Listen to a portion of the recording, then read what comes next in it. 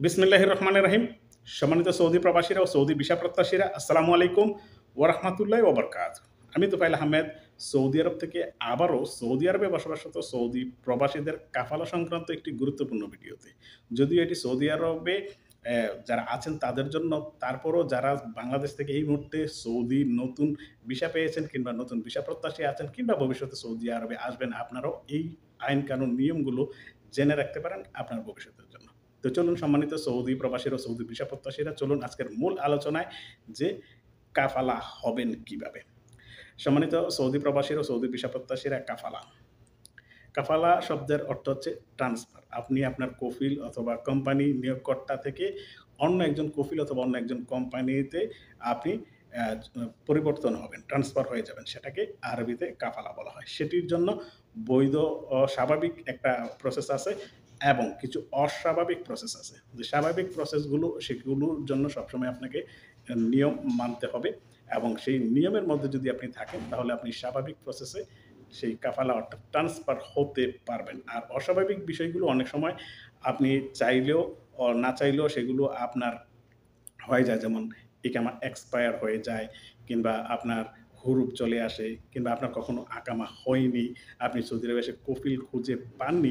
এই সকল বিষয়গুলো জড়িয়ে যায়। তাই চলুন আজকে এক, এক করে সবগুলো আলোচনা করব। ১ম এ আলোচনা করি যে আপনি স্বাভাবিকভাবে কিভাবে ট্রান্সফার হবেন, অর্থাৎ স্বাভাবিকভাবে কিভাবে কাফালা হবেন। স্বাভাবিকভাবে আপনাকে ট্রান্সফার হতে হলে আপনার কফিল, আপনার নিয়োগকর্তা অর্থাৎ আপনার কোম্পানি যদি আপনাকে ট্রান্সফার দেয়। এখন স্বাভাবিক পর্যায়টা বলতে যে আপনি বৈধ অবস্থায় আছেন। আপনার আকামা আছে, আপনাকে কফিল আপনাকে বেতন দিচ্ছে, হ্যাঁ? সবকিছু ঠিক আছে।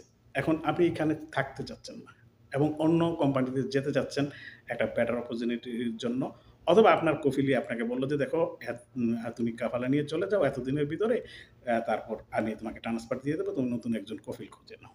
সেটা হচ্ছে স্বাভাবিক প্রক্রিয়া। এতে করে এটা সবসময়ই খোলা থাকে। এটা যে সবসময় খোলা থাকে, এটা যেকোনো সময় করা যায়। তখন আপনি কফিল যদি আপনাকে কাফালা দেয় কিংবা আপনি কাফালা হতে চান, নতুন সেই কোম্পানি এই নতুন পুরাতন কফিলের কাছে তারা একটা আ লেটার পাঠাবে। তলব লেটার, যেটা রিকোয়েস্ট ইংরেজিতে, আরবিতে তলব বলা হয়। তলব পাঠাবে। যখন এই কফিল, আপনার বর্তমান কফিল, সেই তলবটাকে সে অ্যাকসেপ্ট করবে, তখন আপনি নতুন কফিলের কাছে কাফালা হতে পারবেন। এখানে কাফালা হওয়ার খরচ ১ম বার ৳২,০০০ এবং দ্বিতীয়বার ৳৪,০০০ এবং তৃতীয়বার ৳৬,০০০ এবং তৃতীয়বারের পরে আপনি যতবারই হন ৳৬,০০০ই আসবে। এবার আসুন যে আপনার অবস্থান এইরকম নয়। ১ম এ আসুন আপনার আকামা এক্সপায়ার। আপনার যদি আকামা এক্সপায়ার থাকে, যদি হুরুপ না থাকে, শুধুমাত্র এক্সপায়ার থাকে, কোনো ধরনের মামলা, মোকদ্দমা, জরিমানা এই সকল কিছু না থাকে, তবেই আপনি ট্রান্সফার নিতে পারবেন। অর্থাৎ নরমালি আপনার আকামা এক্সপায়ার থাকে। আপনার আকামা এক্সপায়ার হওয়ার 72 আওয়ার্স আফটার, অর্থাৎ ৭২ ঘন্টা পরবর্তী সময়ে আপনি নতুন একজন কফিল অথবা কোম্পানির কাছে কাফালা হয়ে যেতে পারবেন। সেক্ষেত্রে আপনার পুরনো কফিলের কোনো কিছুই লাগবে না। বিকজ অফ আপনার পুরনো কফিল সেই গভর্নমেন্টের শর্ত ভেঙেছে। কারণ আকামা করে দেওয়ার দায়িত্ব কফিল এবং কোম্পানির। তো সেক্ষেত্রে এটা তো ৩ দিনেরটা বললাম। সেখানে তো আপনার যাদের 72 আওয়ার্স আফটার আপনি কাফালা হবেন, এখানে আকামার আ টান বেশি একটা আ মেয়াদ উত্তীর্ণ হয়নি। এখানে শুধু কাফালা খরচ। তবে হ্যাঁ, এখানে ৳৫০০ জরিমানা আসবে ১ম বার হয়ে থাকলে। আর ২য় বার হয়ে থাকলে ৳১,০০০। তো এবার আসুন যাদের দীর্ঘ সময় এক্সপায়ার, অনেকের ১ বছর, অনেকের ২ বছর, অনেকের ৩ বছর। তো সেই ক্ষেত্রে এই যে পিছনের যে আকামার খরচ সেই টাকাটা আসবে কিনা? হ্যাঁ, সেই টাকাটা আসবে এবং সেই টাকাটা অনেক পরিমাণে আসবে। সেটা হচ্ছে, আপনারা অবশ্যই জানেন সৌদি আরবের বড় মুআসাসার ১ বছরের মক্তবুল আমেল ফি ৳৯,৭০০। এই ৳৯,৭০০ আপনার প্রতি বছর হিসাবে আসবে।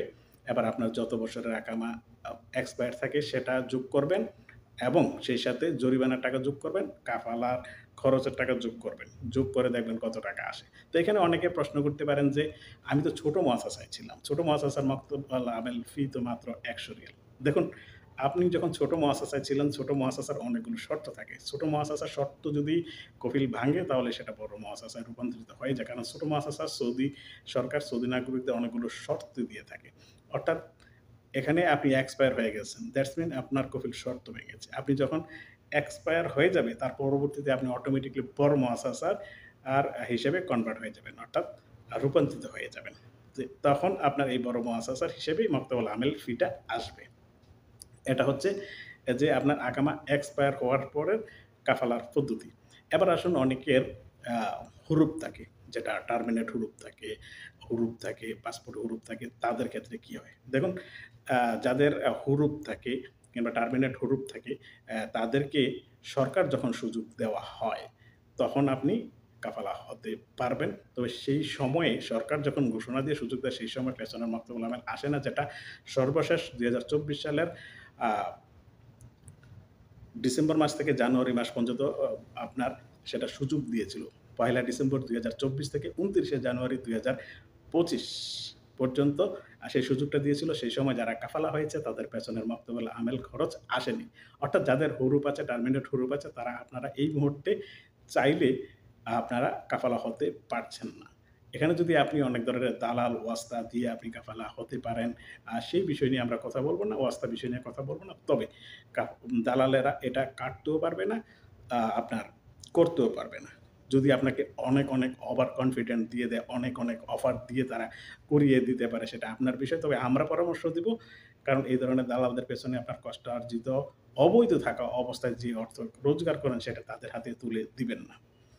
এবার আসুন যাদের মতলব আছে কিংবা মামলা আছে, জরিমানা আছে, আপনারা হতে পারবেন কিনা? আপনারাও কখনো হতে পারবেন না। এটা সরকার সুযোগ দিল। এই ধরনের লোকদেরকে কখনো সুযোগ দিতে আমি দেখিনি। তারপরে আসুন যে আপনাকে ফাইনাল এক্সিট দিয়ে দিয়েছে। আপনি দেশে যাননি। আপনি হতে পারবেন কিনা?